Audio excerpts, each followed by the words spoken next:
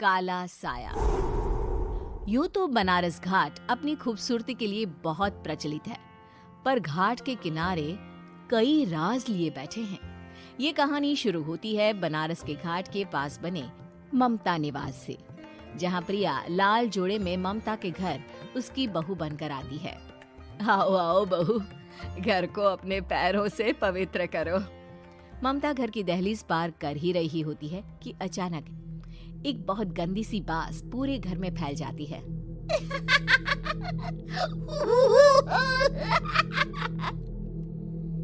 ये बदबू और ये आवाजें, ये कौन हंस रहा है माँ? अब ये पड़ोसी ना हमारे थोड़े अलग से है। कहाँ हम शाकाहारी और ये मांस मच्छी खाने वाले।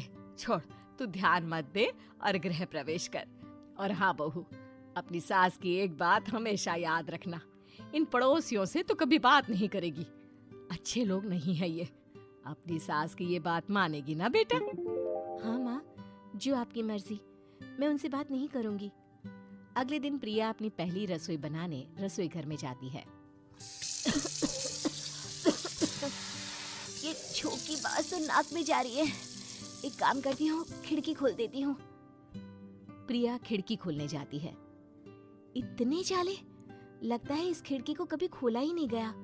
पर ऐसा क्यों? ओह, नॉन वेज की स्मेल आती होगी ना। 2 मिनट के लिए खोल लेती हूँ, फिर बंद कर दूंगी। प्रिया खिड़की खोलती है। खिड़की खोलते ही उसकी नजर सामने वाले घर की खिड़की पर पड़ती है, जहाँ एक लड़की खड़ी होती है।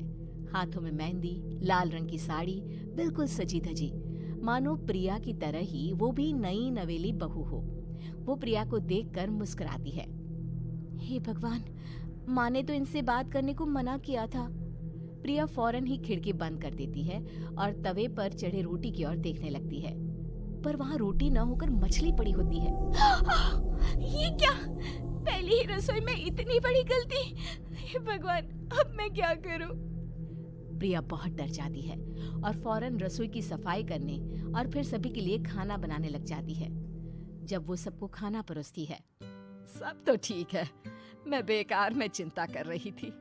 हे भगवान, ऐसे ही बस अपनी कृपा बनाए रखना। रात के वक्त जब सब सो रहे होते हैं, तब प्रिया को पायल की आवाज सुनाई देती है, जिससे उसकी आंख खुल जाती है। ये पायल की आवाज कहाँ से आ रही है? प्रिया उठकर उस आवाज के पीछे छत की सीढ़ियों तक जाती है। तभी उसे बच्चे के रोने की आवाज आती है। प्रिया छत पर जाती है तो क्या देखती है? वही लाल साड़ी वाली लड़की अपनी गोद में एक नवजात बच्चे को घुमा घुमा कर सुला रही है। तभी प्रिया की नजर उसके पेट पर पड़ती है। ओह गॉड, ये तो प्रेग्नेंट भी है। सुनिए, बच्चा सो नहीं रहा है क्या? मैं कुछ मदद करूं? नहीं नहीं, आपके घर वालों को अच्छा नहीं लगेगा, मैं संभाल लूंगी। स्नेहा की गोद से बच्चा हाथ मारकर प्रिया की गोद में आने को छटपटाने लगता है।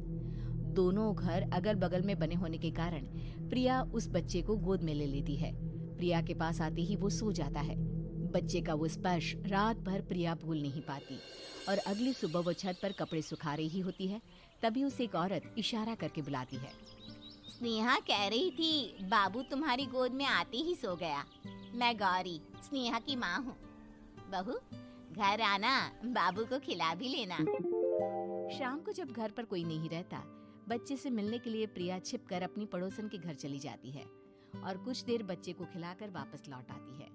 इसके कुछ दिन बाद ही प्रिया को पता चलता है कि वो माँ बनने वाली है। ममता की खुशी का ठिकाना नहीं रहता।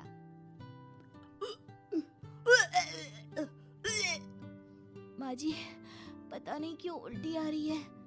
प्रिया भागती हुई वॉशरूम में जाती है तो हरे और लाल रंग की उल्टी करती है। उस उल्टी में से कीड़े निकलते हैं। ये क्या? खून और ये कीड़े! माँ! माँ! प्रिया की आवाज सुनकर ममता दौड़ कर आती है, पर बेसिन में कुछ नहीं होता। प्रिया हक्की बक्की रह जाती है। ये सब क्या हो रहा है? प्रिया घबरा जाती है और अपने कमरे में जाकर सो जाती है। डर के कारण वो इतनी थक जाती है कि उसकी आंख लग जाती है। तब उसे ऐसा लगता है उसके पेट पर मानो कोई बैठा हुआ हो। कौन हो? प्रिया के पेट पर एक 5 महीने की बच्ची बैठी हुई थी, जो बुरी तरह जली हुई थी। माँ, तुम ही मुझे लाई ना अपने पेट में। मैं तुम्हारी माँ नहीं हूँ। कौन हो तुम? माँ, देखो मैं जल गई बुरी तरह से। 6 महीने पेट में रहने को भी मुझे नहीं मिला। सहला दो ना माँ। बचाओ, बचाओ, माँ। ममता दौड़कर कमरे में आती है। प्रिया की बातें सुनकर वो सब समझ जाती है। तू कहीं बगल वाले घर में तो नहीं जाकर आई ना बहू? मुझे माफ कर दो, मैं गई थी माँ। उस घर में सब मरे हुए हैं बहू। कई साल पहले स्नेहा उस घर में बहू बनकर आई थी। कुछ ही दिन में वो एक बच्चे को जन्म देने वाली थी। पूरा घर बच्चे के आने की खुशी में खोया था कि एक दिन अचानक उस घर में आग लग गई। सब बुरी तरह जलकर मर गए। गौरी आज भी दादी बनने का इंतजार कर रही है और इसीलिए स्नेहा ने अपना अजन्मा बच्चा तुम्हारी कोख में डाल दिया। ममता ये कह रही होती है कि पीछे से उसके पैरों को एक बच्चा पकड़ लेता है। दादी, दादी। माँ, स्नेहा की गोद में यही बच्चा था। ये बच्चा कौन है फिर? तेरी मौत है।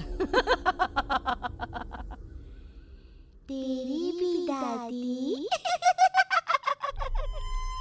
जिस चीज का ममता को डर था वही हो गया। ममता निवास के ऊपर मौत ने चादर बिछा दी थी। प्रिया का पेट ऐसे बढ़ जाता है मानो 9 महीने का हो। 2 हाथ उसके पेट से बाहर निकलते हैं। बहू, संतोष को फोन कर, किसी पंडित जी को बुला बहू। प्रिया का पति भागता हुआ घर आता है। ये तो होना ही था माँ। तेरा पाप तेरे सामने आ गया तो तू सह नहीं पा रही है। स्नेहा घर में आग लगी नहीं थी, माँ ने लगाई थी, प्रॉपर्टी की लालच में। और वो बच्चा मेरी पहली पत्नी का बच्चा है, मेरा बेटा, जो कि उस आग की चपेट का शिकार हो गया था। मैंने तुमसे ये सब माँ के कहने पर छुपाया था। मुझे माफ कर दो प्रिया। तुम अगर चाहो तो यहाँ से जा सकती हो। मैं तुम्हें किसी भी बंधन में रखना नहीं चाहता। मेरी शादी हुई है आपसे, मैं आपको छोड़ नहीं सकती, पर उससे पहले हमें स्नेहा, उसकी माँ और बच्चे की आत्मा की शांति करवानी होगी। संतोष और ममता गौरी के घर जाते हैं। अंदर सब कुछ जला हुआ होता है। जमीन पर जली हुई लाशें बिखरी हुई थी।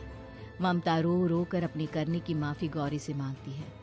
प्रिया स्नेहा के घर वालों का अंतिम संस्कार करवा देती है और ममता निवास फिर से आत्माओं के साए से मुक्त हो जाता है।